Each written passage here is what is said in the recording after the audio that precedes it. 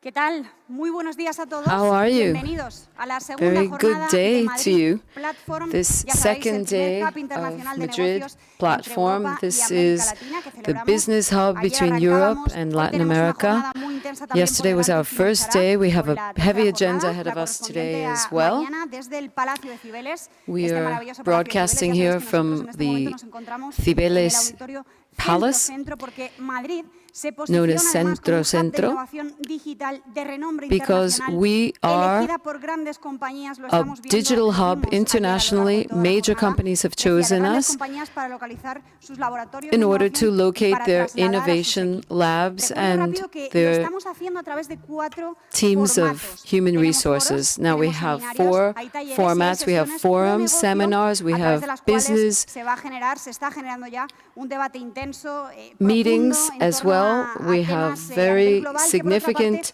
nos afectan a debate todos y en torno a 4 going on, verticales de and we conversación have que impactan en esta 4 reactivación different económica streams tan of importante, como decía, lo conversation anunciaba that ayer, have to do with evidentemente, this con el economic contexto recovery. político, social, económico y sanitario, sobre todo tan We, of complicado course, are in a como el que very nos ha tocado vivir. complicated health and economic situation. So we have human rights, international business, ecological transition, and digitalization. So I'm going to move on to the first panel session. As you know, this is being broadcast via streaming. We have simultaneous interpreting, and we have a hashtag, Madrid Platform, very simple. I think it's working pretty well, and we're covering everything that's been going on this second day. Very quickly, I'll remind you that we have a very strict COVID protocol. We're very rigorous about complying with it. Every couple of hours, we're going to be spraying the room, and we need to leave for a moment so that Democratest, our strategic partner, can perform their COVID protocol and disinfect, which enables us to be here in person today. So we're going to start with our session. We're going to deal with smart cities, mobility from a more business standpoint, shared mobility, the creation of new urban ecosystems, and also public-private cooperation or partnerships. We are going to be talking about the challenge of mobility for companies. I'm going to call people up to the stage so that they can take their seats clockwise. First, Fernando Ferrero, who is director in charge of Merlin Properties, Diego Lariz, who is from Ferrovial Madrid, Director of Development, and Jorge Celonetti, who is Broker and Agent Development Spain for WeWork. And we have our moderator, Luis Cabrera, who's the Director of Energy, Sustainability and Mobility for CBRE in Spain.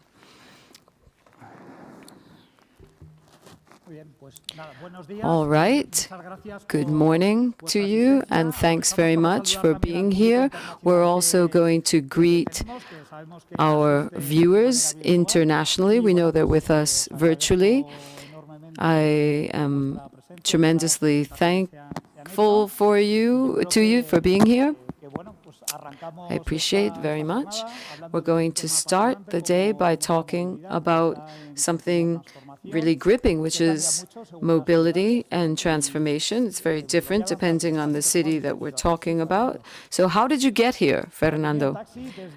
Taxi from nearby, from Plaza de Castilla. I'm not going to say so. I came in my own private vehicle, although I use shared cars a lot. And Jorge, well, as you can see by the way I'm dressed, I biked here and also walked. And I took the bus here, the 27 bus. 12 minutes is all it took. We're in the very heart of the city here. And, well, mobility can be examined highly technically. We can take a more person-based look at it, I wanted to ask you how, for Merlin Properties, what owners of assets can do for their occupants, their customers, in short, about motility. How can they make their lives easier? Well, first of all, thanks very much for this invitation, platform. Congratulations, Madrid platform, for this initiative. As you know, Merlin is the largest owner of property in the Iberian Peninsula in logistic and other terms. The way we see mobility is not something isolated. We see it as part of a strategy. For years, we like to say this, and we believe it. It's actually materializing. For a time now, we've said that we're not only managers of real property assets, we manage people. I'm talking about 3 million square meters, more than 120, 130,000 people who work there in all of these offices. All of these people spend more than a third of their lives in these buildings or commuting. So we have set a strategic plan for us involving sustainability, technology, and people for the years to come. And mobility involves two of these pillars. One is sustainability. We need to provide rational ways of using public transport. We're not trying to demonize private cars, but we have to take a look at how long it takes for people to commute. It's easy to say use public transportation, but if it takes me 40 minutes, even with a traffic jam, and it takes me an hour and a half by public transportation, well, that's something to be taken into account. So we need to support everything that we do with technology. So first, we're managing people. It's a big region. Secondly, we are based on technology, and then we have to see how to support people and companies. You know about this because you participated in the establishment of the Sustainability and Mobility Office. And we generated services for companies and for people. We need to encourage people to use their companies' transportation arrangements. Sometimes this isn't a high priority. If we make it a priority, then, well, we'll hear from other people about this, but we have different hubs that share services that helps mobility, and there's an essential part of this. It's very, very important. We heard it in the presentation, is public-private partnership. We have to think of people and the people working in those offices and how we can give people different options, how we can improve infrastructure and offer alternatives for transport and proper use. It's not just cars or electric cars or bicycles, it's more than that. That's interesting, Fernando, when you talk about creating mobility systems. When we talk about mobility, everybody has an opinion because everybody has to move about. whether it's a bicycle, public transportation, or what have you. And cities, and this is common to all cities, have their own mobility ecosystems and resources that are relatively developed in terms of public transportation and means of transportation that we might consider to be alternatives. Everybody has their ecosystems in their cities, and we have worked with a lot of different companies. And so, Diego, I'd like to know how you at Ferrovial, who work in infrastructure, see these mobility issues. Well, first of all, I would like to thank Madrid Platform for the invitation. I'm delighted to be here because we're all interacting with other sectors, and we're here almost to learn as much as we are to share our own experiences. Ferrovial has been a construction company and has also built transportation infrastructure, so we've always been involved in mobility, whether it be an airport or motorway. A car has to drive along what we build. We have already been thinking for a couple of years now about interaction with users. So we focus on infrastructure and urban mobility. There's a major issue of sustainability there.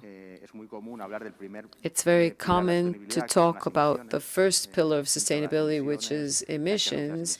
We have to reduce emissions, and that's where electric vehicles come in. It's important, but we can also see the way forward.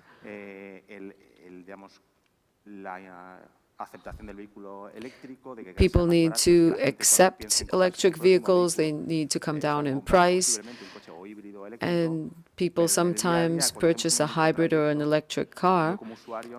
Now, as a user, I don't think about emissions. I think about what's most convenient for me. There are other things, like traffic jams, which are equally important.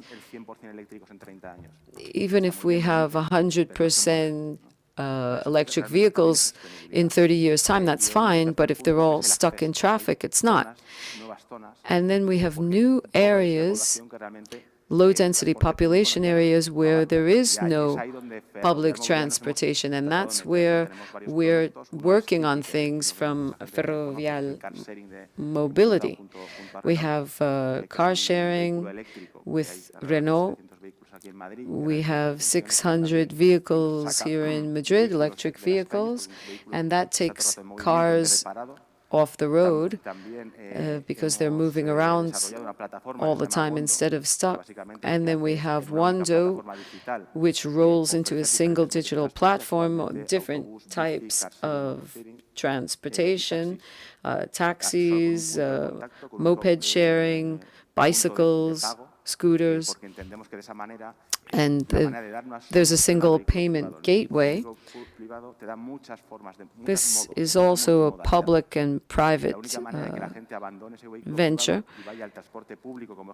People are shifting over to public transportation because we give them a whole array. That's very interesting, what you're talking about, and I think that spotlighting sustainability, which is something that is a thread that runs through all the issues we're dealing with, I think we all agree. We are not going to force anybody to use a given mobility resource, whether not even a little bit. Well, we'll get into some nuances there, Jorge. But we have different alternatives that are promoted from the government and companies themselves. They're promoting more sustainable mobility systems, and sometimes what's most sustainable is to walk. And that might even make more sense in terms of personal well-being. So this is all on the table for discussion. We know that it's being addressed. And we have recently seen the enactment of the Climate Change Act. And there's a whole chapter that is highly focused on mobility and how incentives are going to be provided for more sustainable mobility, which is a part and parcel of what companies do. So with a company like yours, which is WeWork, where you're dealing with flexibility, how do you see things? How do you see this? Well, thank you. Thank you, first and foremost, for the invitation. You have posed a sort of poisoned question. How mobility should be adapted to work flex or flexibility. And I don't know whether there's a reciprocal relationship there. I don't know whether it's the chicken before the egg or the other way around. I think that about 15 years ago, I worked on the Castellana Boulevard, number 93, and I lived in Pozuelo, and I worked from 9 to 6 or 9 to 3 on Fridays, and there was a lot of traffic on the motorway to get into town. And so I asked, well, what about if I work at home from 9 to 11, and I get to work at 11 so that I don't have to hit the traffic jam? But I was a sort of black sheep at that time. We didn't have the same technology as we do today. We could connect to the office server, which was physically standing in the office. My mobility was adapted to or suited to my place of work, which is fixed. And then I went to work in San Sebastián de los Reyes by bike. I biked there, and I needed to shower when I got there. So again, my mobility hinged around the unmovable needs of my employer. But I think that with the pandemic, things have turned around, and mobility has been restricted. People have become afraid to long commutes and public transportation, and it seems that there's now more traffic in the center of Madrid because people are back in their private vehicles. So this rigid way of working in an office is what's adapting to mobility and not the other way around. But that adaptation has spawned a new formula for sharing, whether it be bicycles or other vehicles. Now I can get to the office and shower and change, and nobody looks askance at me if I look sloppy or sweaty. And as Fernando very rightly said, we need to give people choices. They need to be able to choose about mobility. And we need to strike a balance, work, life, health. So along the lines of what you're talking about, and in the post-COVID context that fortunately we're starting to enter into, we did some research. We've sent questionnaires to different workers and big corporations who are talking about how to get back to the office. I'm not going to give you finesse, but do you prefer working at home or working at the office? That was the question. And it was about 55% preferred the office to 45% at home. Those are that's rough data.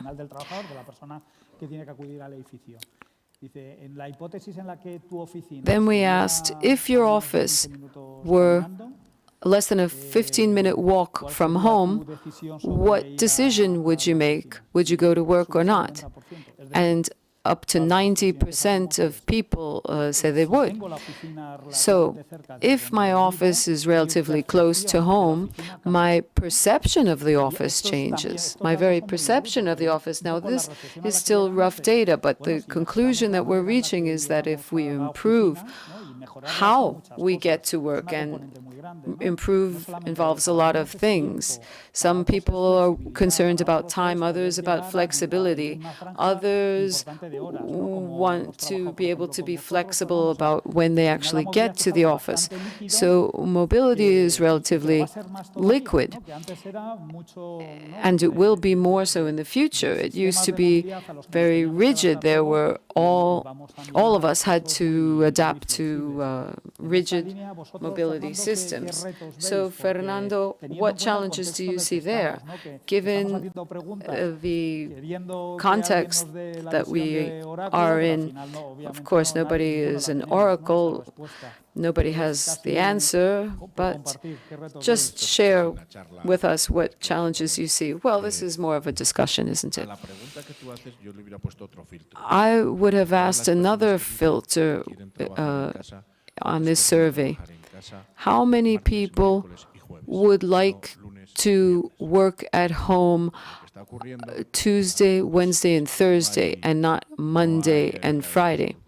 There are no absolute truths here, but there's an emerging phenomenon in the United States, which is the Monday-Friday syndrome. Of course, there's no proportional diminishing of the footprint. We have mobility on certain days. There are other habits that have changed. We were talking about this before. This also has to do with what people want from society. After the pandemic and the post-COVID effect is gone, I don't want to be back in this office where I'm 50 centimeters away from my co-worker, and the cafeteria is a horrible place to have coffee, and no nice place to have a chat with somebody. But people, most people at least, a lot of people, as I say, want to stay at home on Mondays and Fridays and go into work on Tuesday, Wednesday, and Thursday. Now, what are the challenges and how are we confronting them? Well, there's an initiative that was pioneering. We've been working on it. We implemented it a while ago. And that was to analyze our portfolio in the northern area of Madrid, which isn't much worse than others, but as you were mentioning before, certain neighborhoods were built before infrastructure was. The infrastructure is being improved, but we have more than 300,000 square meters of office space, as I mentioned before. So we're talking about 35,000 people, and we thought, well, what can we do to improve people's lives? This may seem naive, but one of our strategies is to improve the lives of the people who work in these buildings out of responsibility, but also it's better for our business. It's a win-win proposition. So we analyze those assets. We did analyze them. And we realized, for one, that there are people and services, and my relationship has changed. We, as real estate agents, have customers. They're the ones who pay. They sign, and they have their requirements. But we also have users, people who use these buildings. So if we have comprehensive portfolio management, well, that's what gave rise to the hub concept. We have an ecosystem of buildings that are all nearby and they can share services. Obviously, this is no huge discovery. We have a sort of virtual campus. We have the 4 pillars: sustainability, mobility, technology, community, and experience. Under mobility, what we're doing is first taking surveys and seeing the habits and the needs that we have, what people are asking. We have shuttles, carpooling. Within the different companies, we obviously, with COVID, aren't pursuing this. And we incentivized car-sharing companies that weren't in these areas, like Las Tablas or San Chinarro. People couldn't leave their cars. They had to stay in the parking lot, or they had to be in orbit in order to park. So we made things easier for them. We stimulated best practice, and what's very important was to examine where we could help examine infrastructure. We perhaps could avoid a bottleneck in Maria de Portugal.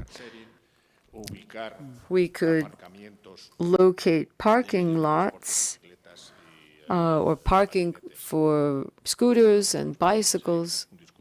Well, we could talk about scooters and the global impact. Well, that would be an interesting debate. But in order to stimulate, encourage this type of transportation among and between the buildings. And then what can we do here? We wondered, and we have different ideas. One of them is at the final phase of debate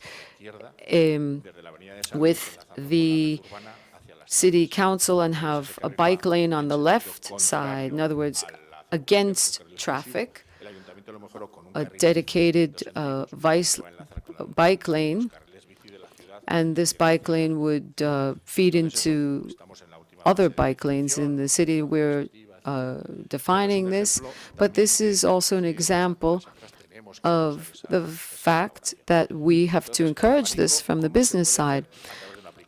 How can we work with this? Well, we have an app to do that. So people who work in Merlin Hub have an app, and they can decide what to do. How can I go to work today, somebody might say. So carpooling is no longer demonized. It seems that there's somebody who lives right near me, and we can carpool. Now, I'm mixing things because I'm focusing on the people. So the same app enables the person to decide what to do about lunch, and also to decide whether to carpool. I don't have to necessarily go and pick something up at the drugstore, because with this app, I can manage my errands. And in the evening, I can choose a different option: public transport, the shuttle, car sharing. The app rolls it all together. So we can see what the different choices are, and then make them easy to choose in this single application. So the Merlin Hub model for the northern area of Madrid will be spread out to cover other areas in the city. We have, and I think this is something that's cross-cutting throughout society. Sustainability, user experience, which is centered on people, and we need to use technology. You have mentioned some very interesting things, Fernando. There is a word that was present many times in your speech. It was sharing and shared resources. I think those of us who are working in mobility projects are seeing this as one of the very clear trends. I wanted to mention that from all the people that have responded to our survey in our project for sustainable mobility, regardless of where they are, their geographical location, we are carrying out a CBRE European project, and there's one thing that always happens. Over 60% people is willing to share their car or to go to work in a colleague's car. And this is very important because it is connected to the availability of technology. When we talk about ecosystems and mobility, we have lots of technological resources, and we need to understand what people are willing to do, because in the end, they are citizens. But when they walk into a building, they become employees or workers that are using the space of their employer. But there's a series of resources that need to be connected by specialists so that they might really be available for our use. Mobility, like many other things, has its own specialists. There is something else you pointed out, and I don't think we've talked about this. Jorge, I would like to ask you, what do you think we need from the government? If we wanted to be very ambitious, what would be your wish? You and I have talked a lot about mobility and some specific issues. Yes, I think one great thing is activism. I think Merlin, as an influencer in property and with the government, are doing activism. They are certainly trying to defend their own private interests, but I think their interests really benefit beyond their own organization. For example, they are trying to connect their buildings with a network of bicycle lanes. And then I think that ends up benefiting the rest of the city. So that activism has to be done. Then there is another type of activism, which is more individual. For example, if I ride my bike, I am doing activism. And if I follow the rules, then I am helping other bikers not to have a bad reputation. But when I show up to visit a client or whatever with my bike, or if I take the bus and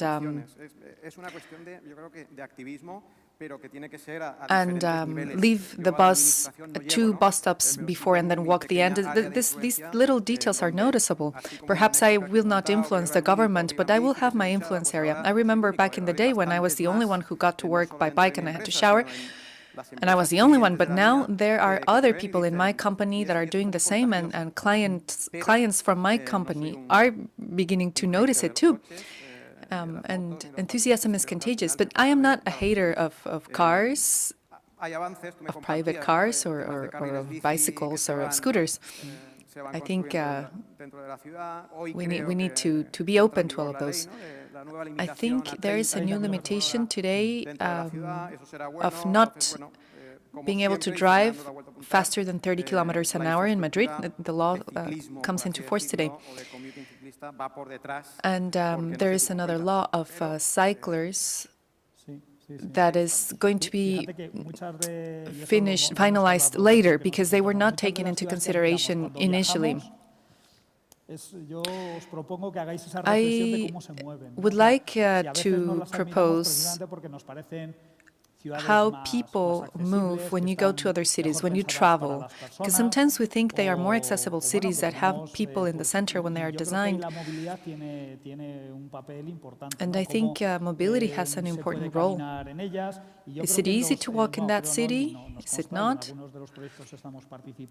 We know from some of the projects that we are taking part in that cities are being redefined, urban projects are being redefined, and they are considering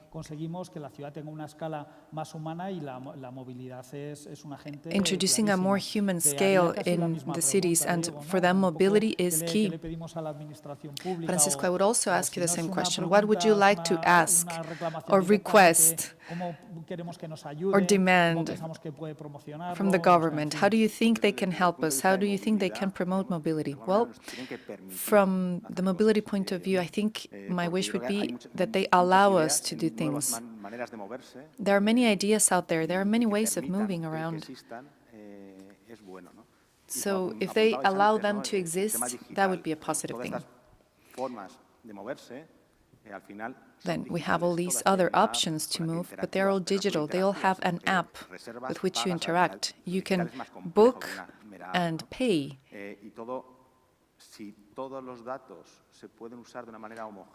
And then if all the data gathered could be used in a uniform manner with guidelines,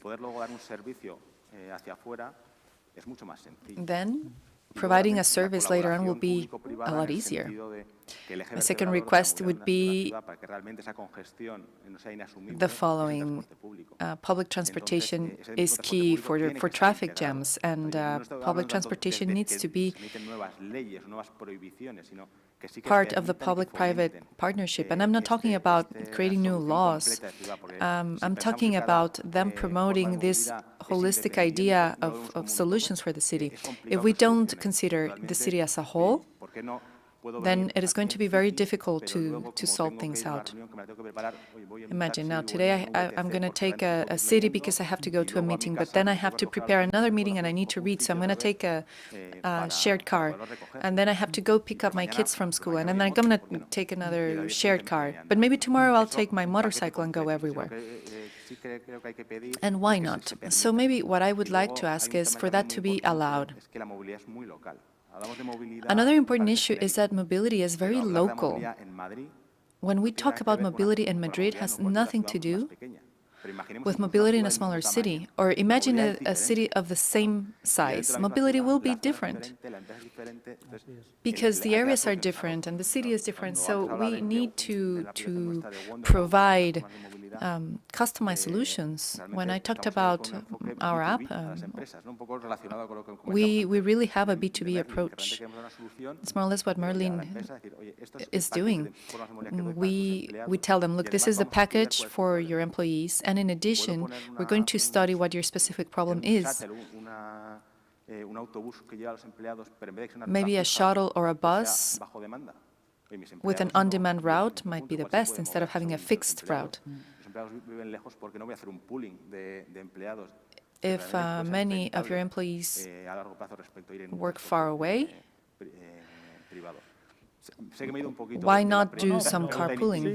I know I've moved away from the original question you asked, but I think that what the government, the public sector needs to do is to allow new ways of mobility to exist. I think it is the only way to solve traffic jams and to provide ad hoc solutions for companies, for businesses, and for people. I don't know if the only way is to make all of this connected, but at least they should be complementary possibilities that should coexist. Fernando was saying something very interesting earlier. Really what we need in mobility projects is demand aggregation.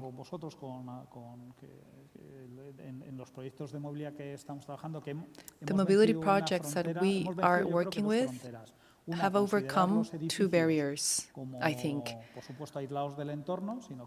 The first barrier was to overcome this idea that the building is the framework, but no, the building now is not isolated, so that has been a good step forward. The second barrier has been that we've overcome this idea of the fact that buildings are now perceived as a building that is connected with another one, regardless of who is the owner, regardless of what company is managing it. Because this way you can have an aggregated demand that will give you greater capacity for doing other things. Maybe you can ask for other resources like you're doing, or you can use your own mobility resources and have more participation from others. We saw a lot of resistance before, but now we have overcome that resistance thanks to flexibility, because finally clients have understood that they need to sit at the table with other companies and share resources, and in this case it's their mobility resources, and sometimes they only share their reflections, and sometimes they only share their problems. I didn't want us to close this roundtable without talking about a topic that is highly related to CO2, to sustainability, to climate change. I was talking to you about the climate change and energy transition law and how they are going to address mobility issues. One of the main challenges we have is powering the transport grid with electricity. We're seeing it in some European countries and in Latin America, where there is an increasing importance of public transportation buses that are fully electric. Certainly, we share the Agenda 2030 in the European Union. So I would like you to tell me how you think we're going to address that challenge, even from a technical point of view. Fernando, would you like to take the floor? Well, in Merlin, we are not specialists in electrification of transportation. Not yet. Well, we do have projects where this factor is present.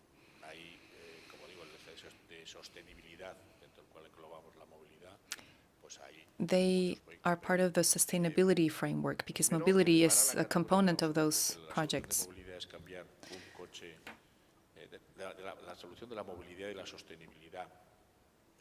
But one of the solutions of mobility and sustainability is changing a fuel car for an electric car. That's a good solution, but it's not the only solution.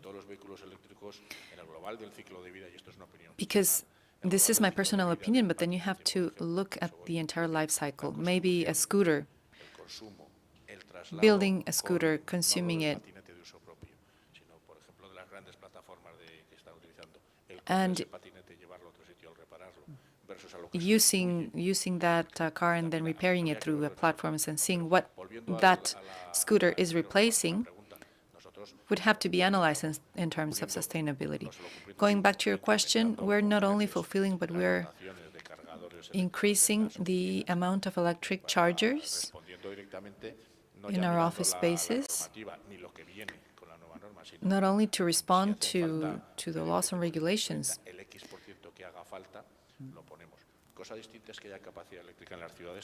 Now, that is one issue, but there's another issue, which is whether the city has enough electric capacity. Because it's one thing to say, well, the private sector has to put X amount of plugs to recharge. Well, that's great, but then what is going to happen then in the city of Madrid, right? What if there is a public building in the center of Madrid that has 1,000 parking spots and you have to have 200 electric plugs and then 200 more over here and over there? I wonder if the power grid could really be enough for that. I'm not an expert, I insist, but I wonder. Then we are having another pilot project in which we will set up electric stations. It's part of a project. We wish to contribute what we can, but we are not an active agent of electrification of mobility. Yeah, exactly what I wanted to hear from you is your opinion and what is happening with you now, considering that not even specialists have the solution for what's going to come in the next 10 years. What I want to know is how we're thinking about the future in May of 2021 without having a crystal ball and not knowing really what the amount of investment is going to be and what the rollout is going to be.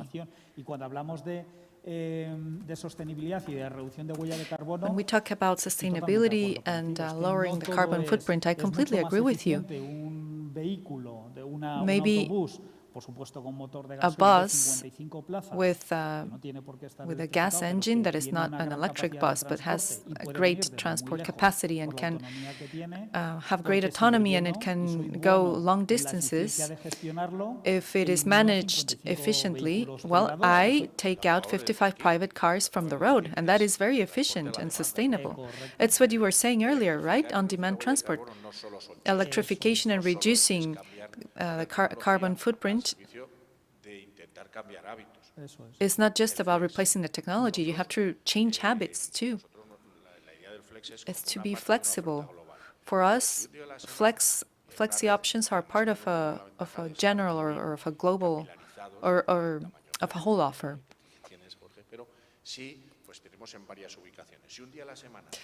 We have flex points in several locations. Maybe once a week, a person in an office in the center or in the north of the city saves one commute. And this is a net saving, not replacing one trip by another. Or maybe if they save a trip because they don't have to go to the center. And they go to the center and spend 3 hours there, because we have an app that's 6 months space like that, time like that. And instead of then driving down to the city, I do some other things in town and save myself a trip. That is also decarbonization. That is one of the ideas with our Lumpas. It's one of our initiatives, but there are many. So our idea is not to substitute a trip by an electric trip. It is to remove the trip, the commute. We're not trying to demonize the use of a private car, because I cannot tell a person who takes them, look, it takes you 25 minutes to go to work if you drive your car, but if you walk or use a scooter or public transport, it will take you 3 times longer. You cannot do that. You have to be very cautious. You cannot impose. You have to offer.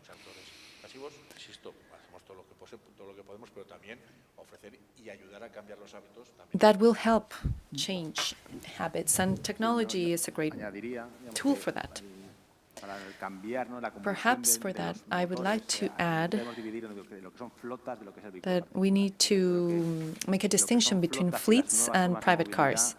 Fleets and new ways of mobility are already electric.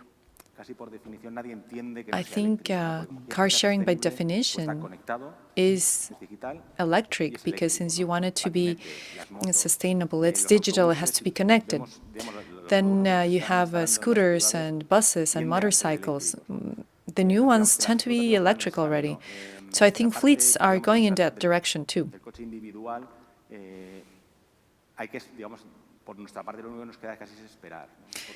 In terms of private cars, really all we can do now is to wait, because I think car manufacturers are on it. They are electrifying fleets. Perhaps it remains to be seen how long that will take, but I think we will get there.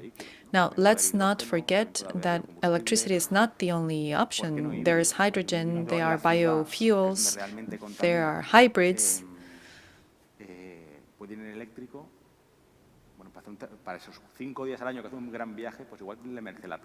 So, like you said, let's not demonize any of the options because there are many alternatives available.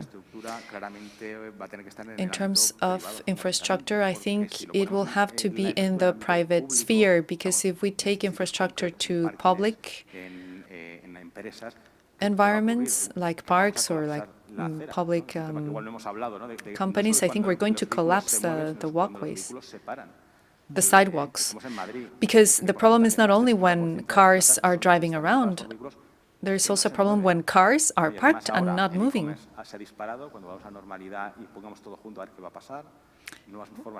We know that now e-commerce is having its impact, and let's see what happens when we go back to normal.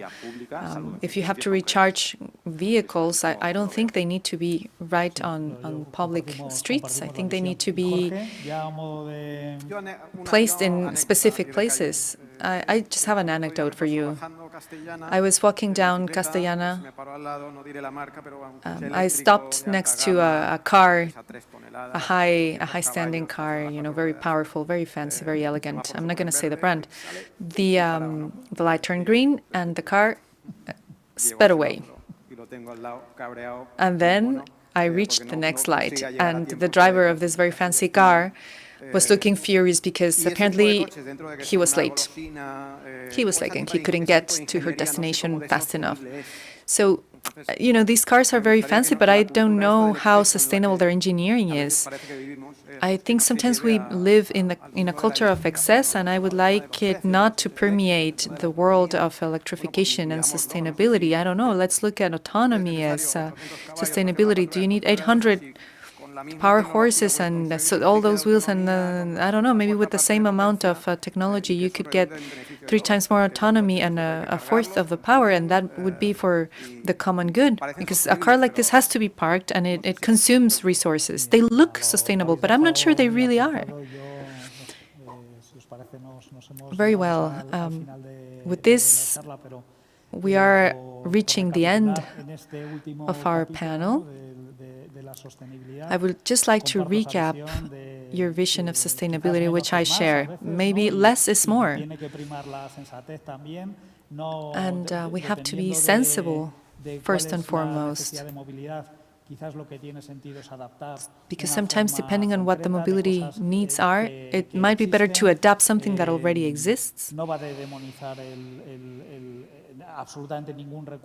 And it is not a good idea to give a bad press to any of the mobility resources that we already have, because each one has its function.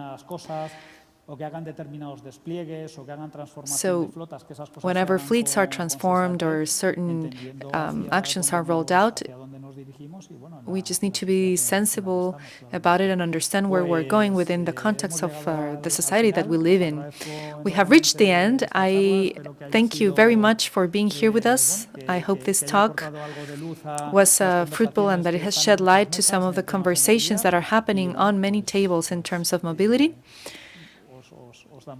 And once again, we thank you for being here with us. Thank you.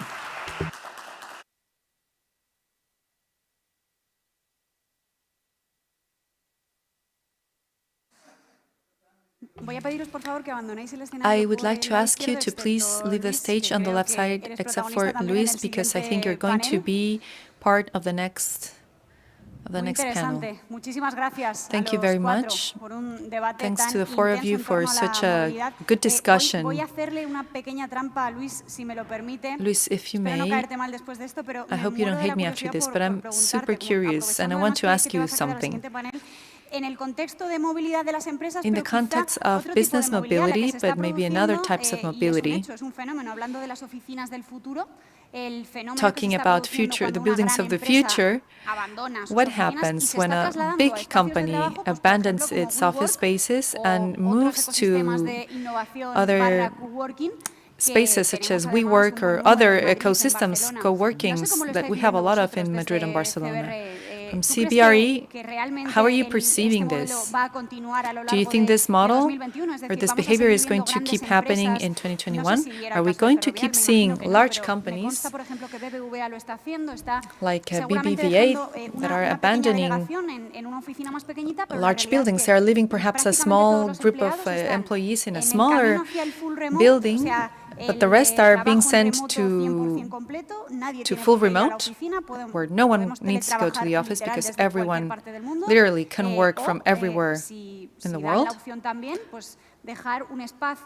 Or are they giving the option to leave a shared space where workers can either meet each other or see clients? What's your perception? This is a very fascinating question. I would like to just give you one answer that could be valid for everything that's happening, but it's not the case. Right now, businesses are seriously thinking about how the post-COVID return is going to be like. COVID has catalyzed new ways of working. We have seen an acceleration in a trend that were already happening. Certain companies like mine, CBRE, had already implemented them for several years, and we have accompanied several other businesses to do the same through the years. I think in a 10 to 20-year period of evolution, I think that the COVID has pushed things forward 10 to 20 years. We get this question asked very often.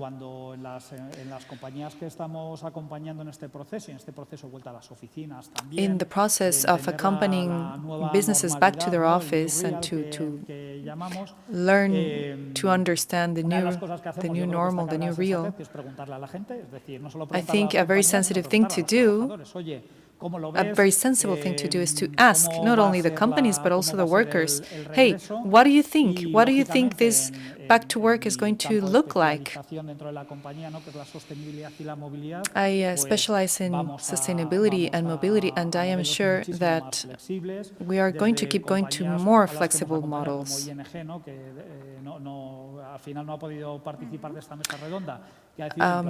ENG is one of the businesses, ING is one of the businesses that we've accompanied, and they decided to implement a completely flexible scheme in which each worker decides how many days a week they are going to go to the office. There are other models that have more presence, but the impact all of these models have in terms of mobility are asking for flexibility, for the design of solutions that are more agile, that managing parking lot has to be more rational instead of reserving a parking spot for you and your family because it's been yours for 10 years and it'll be yours for the next 20 years. No. Technology really is facilitating the implementation of new models. So we're learning on the go as well. Thank you. Thank you for responding to my question, because I was really curious about it. This has been one of 2020's hot topics. I am a specialized journalist, and I specialize in startups and innovation. And I'm certainly very interested in what is happening with mobility whenever a big traditional business leaves the office and moves to a full remote model. Luis, thank you very much. I ask you to stay. Luis Cabrera, Director of Sustainability and Mobility of CBRE. I ask him to stay because now we're going to start a discussion of shared mobility in terms of regulation of public-private collaboration projects. So for this new dialogue, I'm going to invite Miguel Hernandez, Head of Strategy of Castellana Norte, District of Madrid Nuevo Norte. Please, a round of applause for him. How are you doing?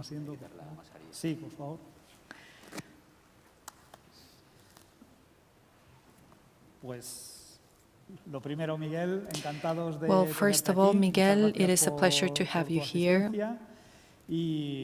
Thank you for being here with us. It is really a wonderful time to talk about something that is very, very fascinating, which is Madrid Nuevo Norte. In fact, in the meetings in CBRE at a European level, there's always someone who asks how the project is going. This is a transformative project.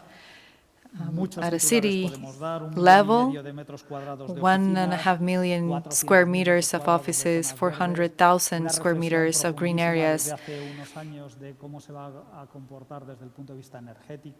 You've been reflecting on how this is going to produce its own renewable energy. So, for Madrid platform, for today, and for our audience in Latin America and Europe, how have you addressed mobility issues, considering that mobility and transportation is responsible for between 30 and 40% of CO2 emissions? How have you considered this? How are you making it happen? Well, wonderful. Thank you very much. I'd like to thank Madrid platform for having called us to participate in this event. The first thing that I would like to say is that we need to provide somewhat of a context in terms of our project and what we mean by mobility. This is something that we're actually going to implement. This isn't a theoretical debate about different models. We have to build somewhere where people are actually going to live. And we can talk about the conceptual processes and the strategy of Madrid Norte.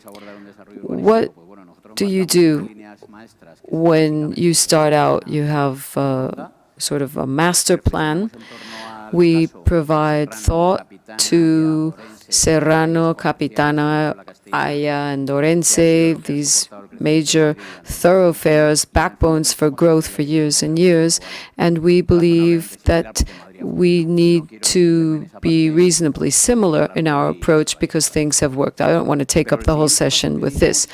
The next step we took was look at the different parameters for the design, and the crucial parameter we used was mobility. This project is very different, and it will overhaul the functioning of Madrid. We couldn't just be traditional in our approach. So the first thing that we did was take a look at our relationship with Spain and the rest of the world, and more specifically with Madrid. This project is going to understand the way we understand Madrid. I'm not going to dwell on the obvious, which is just how important the Chamartín train station is. So just a very few minutes away from that station is where this new neighborhood will be built. The involvement that this has with the rest of the city has two different angles. This has been, over the years, a scar in the city, particularly the northern area of Madrid.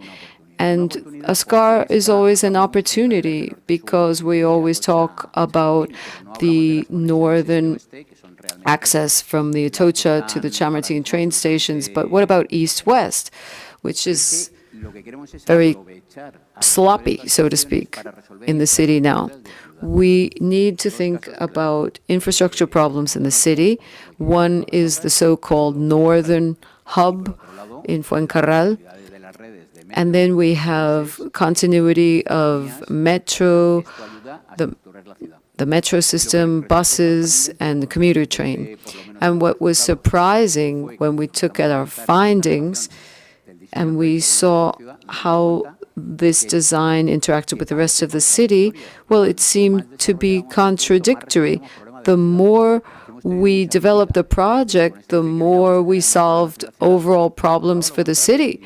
And original criticism of this project was just for because of the contrary. So if you have a huge a water main and you divide that into 6 mains, well, you have less water flowing through those mains. And because we opened up these east-west thoroughfares, those acted like these water mains. So what we did is generated a sort of hexagon where we spread out the flow into 6 parts. So the system itself regulates itself. These conclusions were very encouraging. Now, regarding mobility within, in all English-speaking countries, we have transport-oriented development.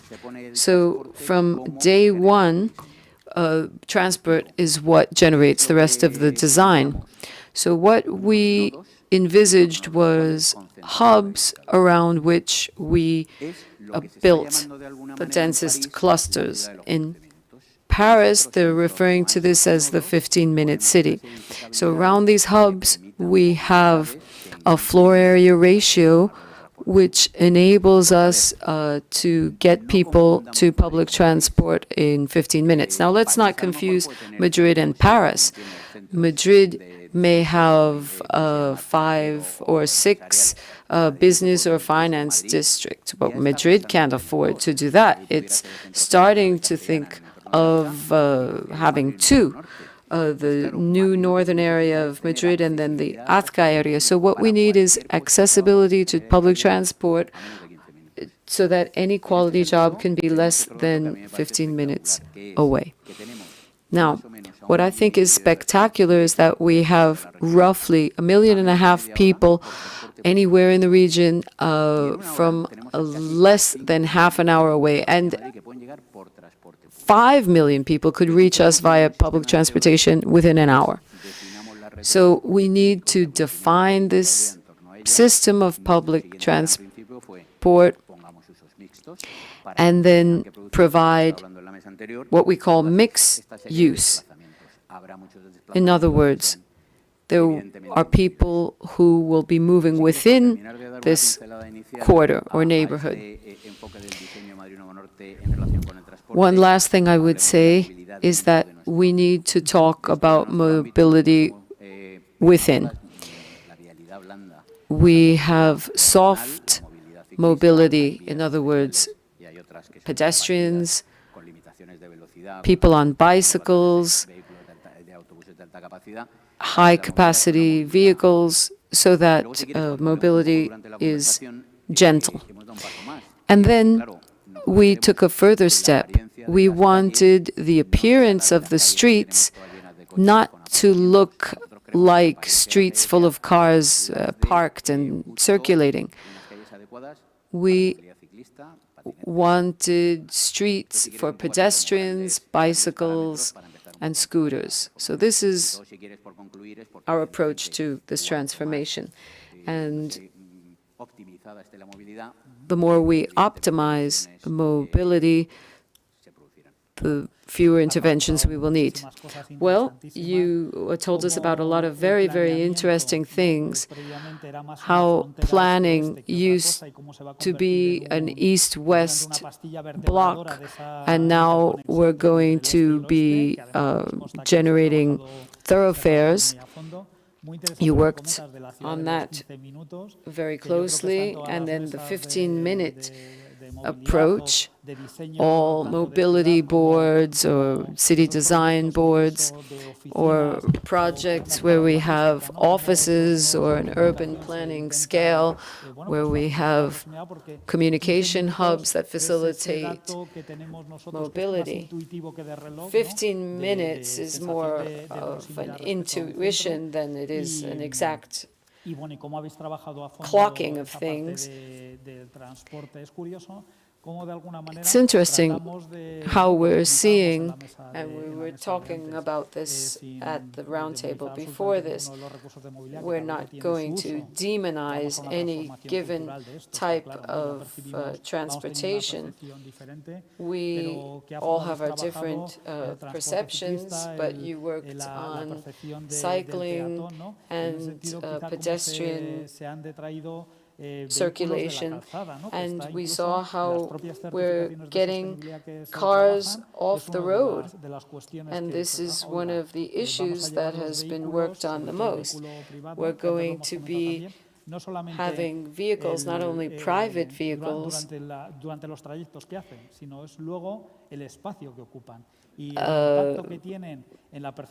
be taken into account also because of the space that they take up. So please give us some more information about this. How were you working on these high-capacity vehicles and the mobility that is part and parcel of planning? How you got pedestrian use into your project, making things accessible for bicycles. How did you work on that?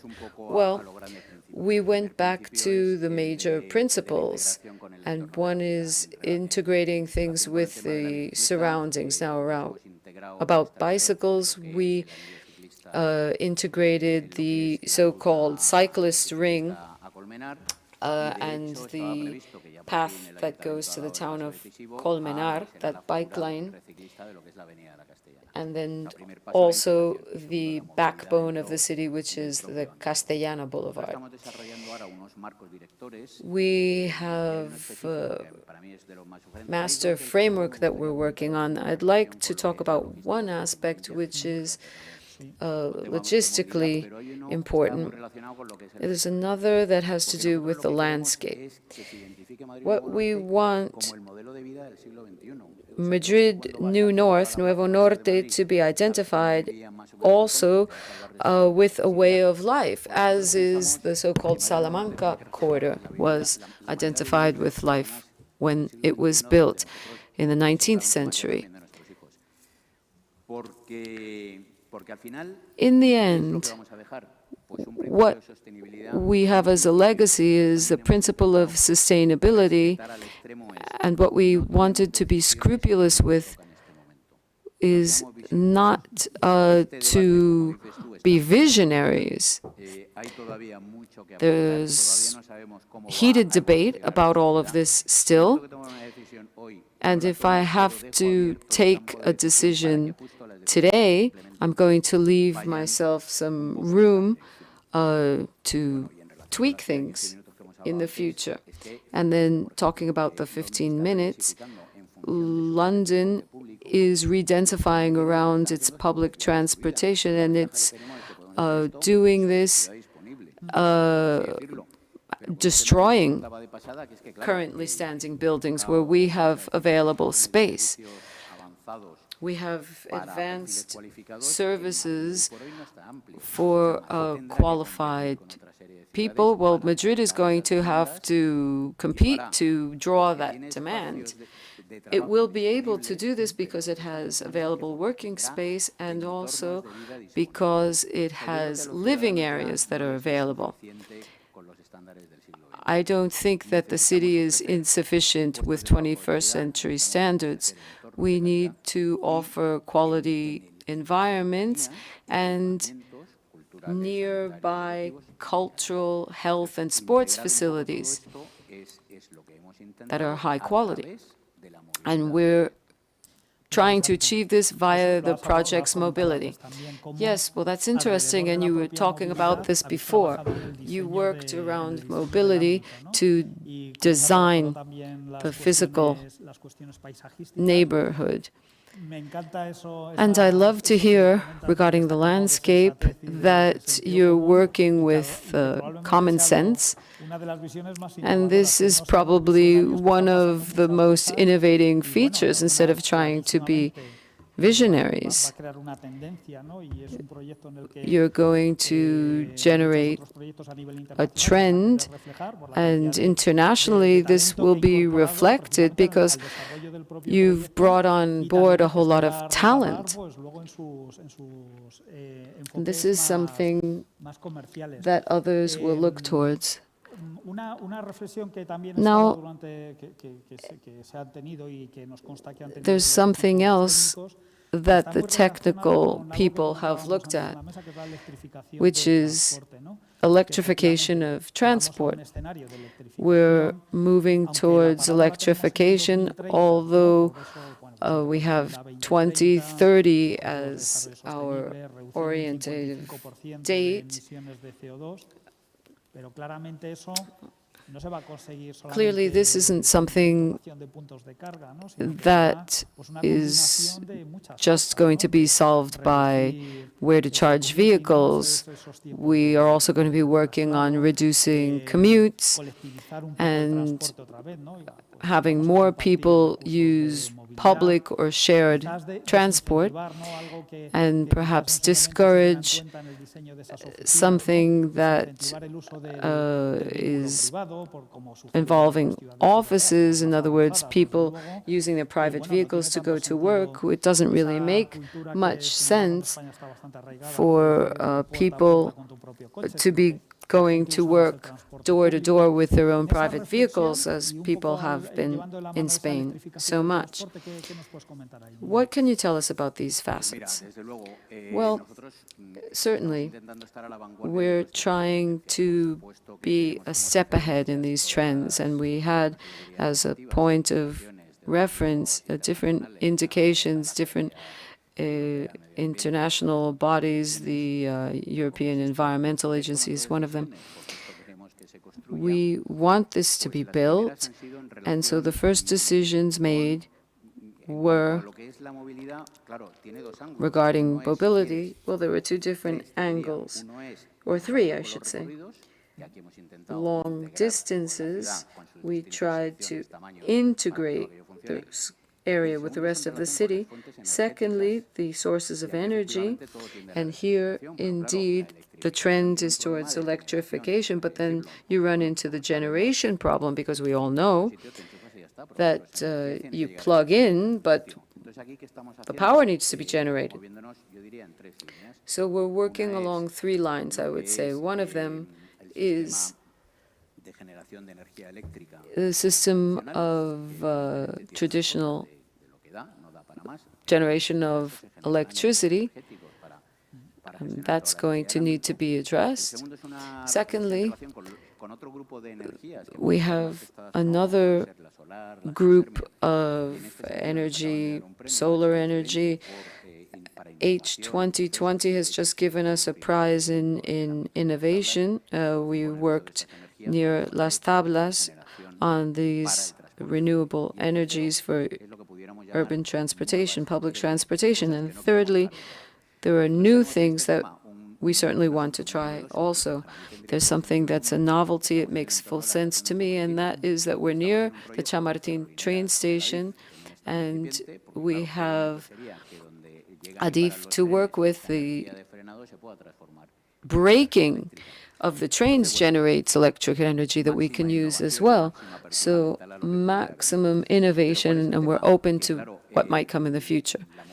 Now, electric mobility has points of origin and points of destination, and we don't want streets that are clogged with car chargers. So in buildings where we're not in the way of the landscape, we can generate these charging points. Now, in residences, we are respecting what the Madrid urban planning ordinances say, but when we take a look at what's going on around us, we see that, as you say, cities are rolling back. In the SAR in London, there are 6 parking spaces in the main skyscraper, but they have commuter trains. So we need to reduce our parking spaces. Now, the Madrid general plan asks for 1.5 square meters per 100 built square meters, and we're reducing this by 33%, 1 square meter. But voluntarily, there's even more of a reduction, so that public transportation is induced. So you are being visionary then. You've looked at other things that are happening, and clearly in Spain, this is going to be an example. I'm fully convinced that because of the dimensions, the significance of this project, it's going to be a trendsetter in mobility, and cars are going to be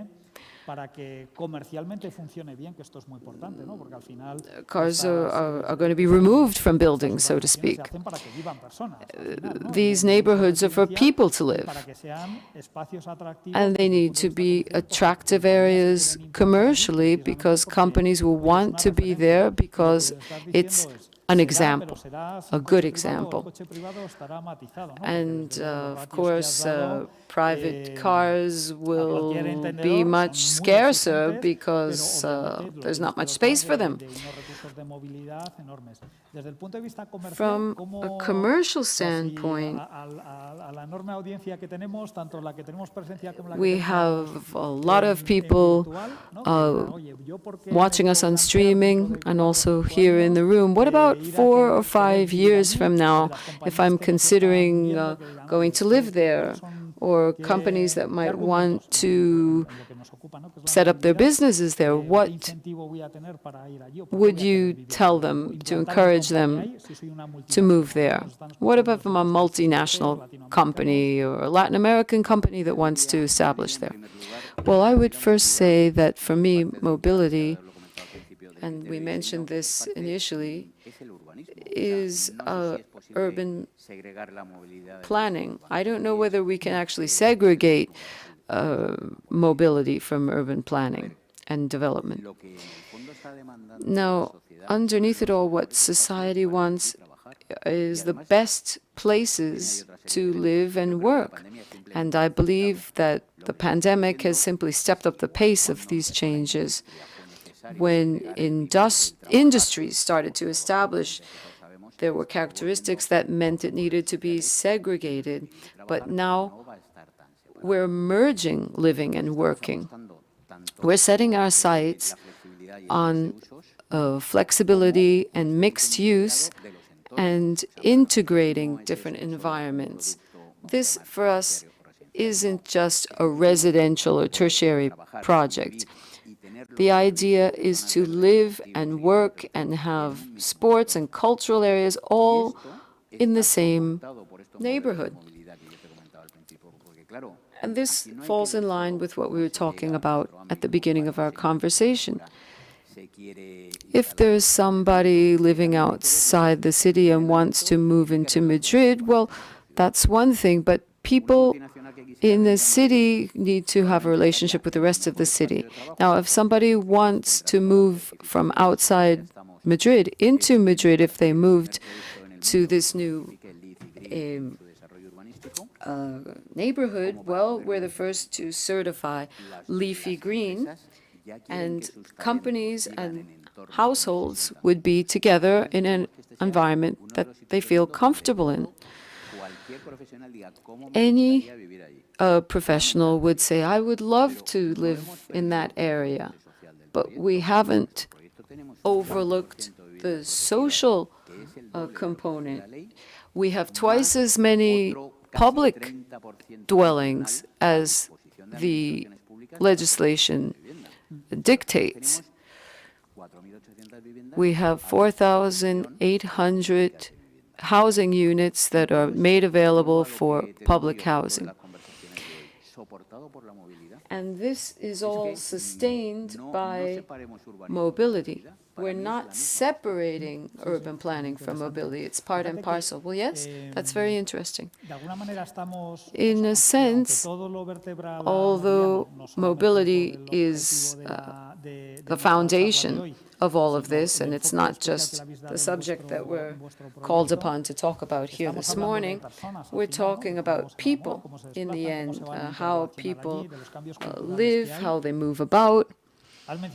You mentioned more of the hardware, so to speak, the energy, the office space and residential areas bring down the need for energy because they're closer together. And there's something that's very important, and you mentioned it before, and this has to do with logistics, and we're seeing this in our cities. We have another transformation process involving e-commerce, which has tremendously increased during the COVID pandemic. The Climate Change and Transition Act also has to do with heavy vehicles moving around freight, and this for you is very much of a challenge. So this last mile logistics, there are workers in an office, how do they get their goods? What are you envisaging? Well, I'm interested in all of these issues. And when we talked about mobility, we're talking about people, but there are also goods that have mobility, that need mobility. Now, we have to think not on a municipal, but a regional or national scale. A decision made in the neighboring town of Alcalá de Henares affects Madrid. So this is all complex. What were we able to do in our project? Well, focus on what is for us to decide, which is the last mile logistics. And we looked at this from two different angles. One has to do with space. And there's something sort of interesting that that's happening to us. We have lots of space because we didn't need all this parking space. And so what do we want to do with it? Well, if we build a huge skyscraper with one parking space, that's not the solution. We don't know what's going to happen 100 years from now. We need a bit more than that.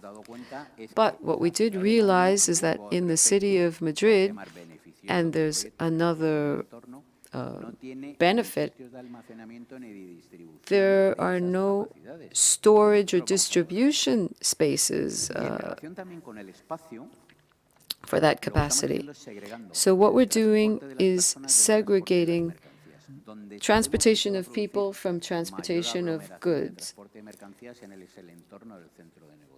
We are working on two levels, at ground levels for pedestrian and cyclists, and then underground, because there isn't as much parking area, we have more space for logistics. These last mile logistics, our minds are open, but we think that if we have storage in the basements of these buildings, we could have a drone system to distribute this, because the surface area is large enough in our area to have regulation for their flight.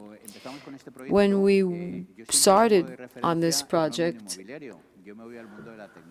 I started to think about technology, because we have two irrelinquishable drivers. One of them is technology, the other is sustainability. And once again, I have a message that I'd like people to remember. We can't innovate on an ongoing basis. I would like us to consider drones and bees. In other words, drones are sustainable mobility. And we have a point of reference for sustainability.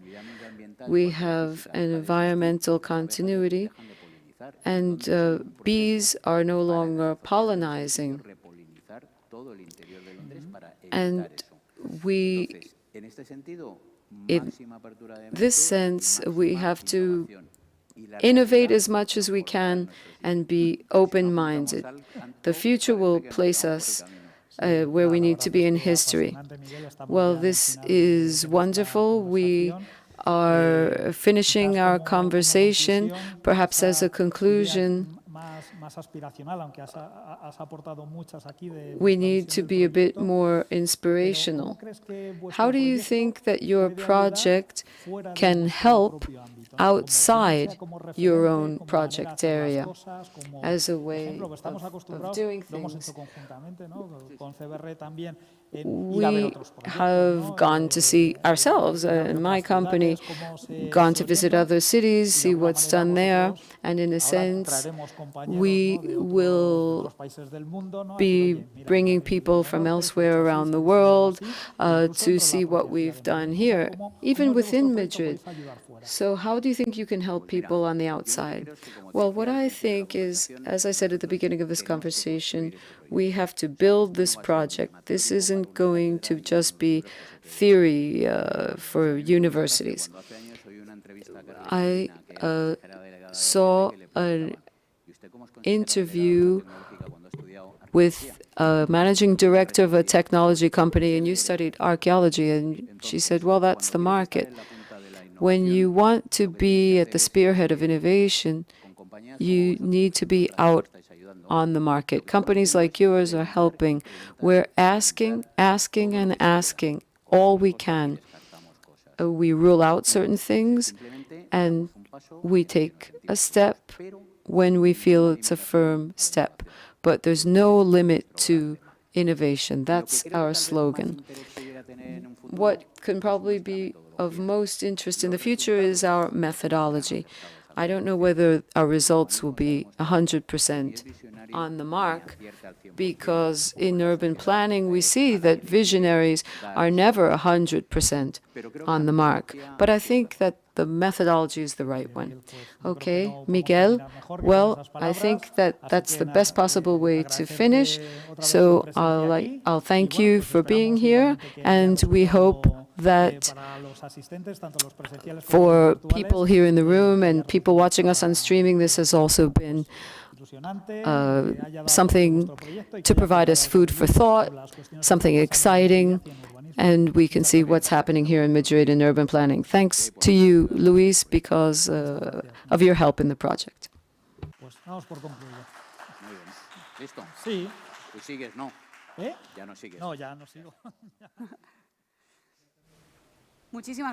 Thank you, Luis. Thank you, Miguel. You can leave the stage now. Thank you very much. As